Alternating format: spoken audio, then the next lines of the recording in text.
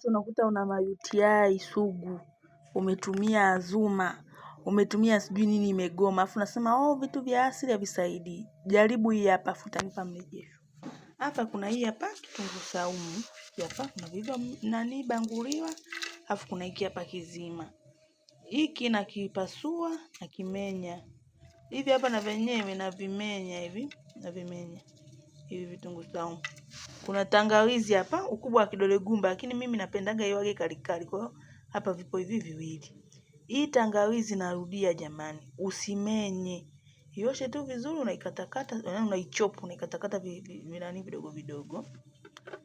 Au kama unaweza unachop, yani kuchop ni kukatakata vile vidogo vidogo au kukuna. Hiki kitunguu saumu na chenyewe hivyo hivyo, unaweza ukakatakata vidogo vidogo au ukaikuna ile blender ya nyanya. Hiki hapa ni kitunguu maji au mnaitaga kitunguu cha mboga.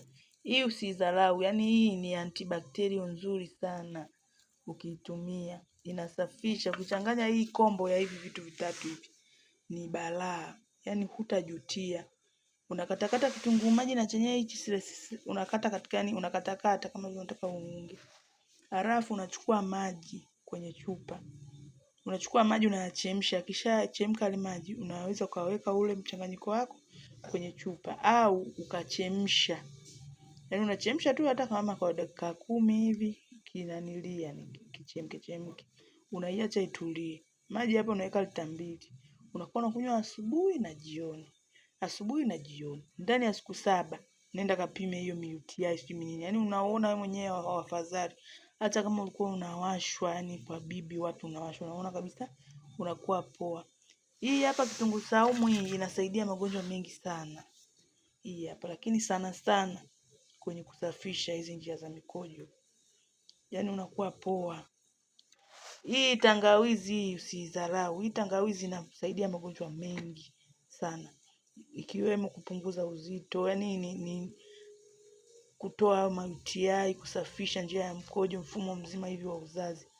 Yani hii kombo ukitumia hii ni bara. Sitaki kuongea sana, ila wewe tu jaribu kutumia hii afu utakuja kuleta mrejesho.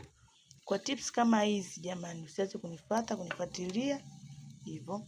Kama una blender utakuwa umerahisishiwa kazi. Kama una blender unachukua tu. Kwa mfano mimi hivi hii tangawizi hii naiosha vizuri na ikatakata.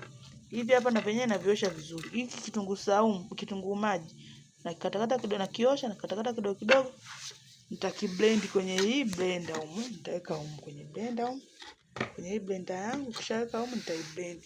Nitaweka na maji nitaiblend. Kisha blend nitaichemsha kidogo.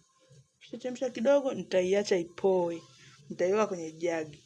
Na kunywa ndani ya siku 7, asubuhi na jioni. Asubuhi na jioni.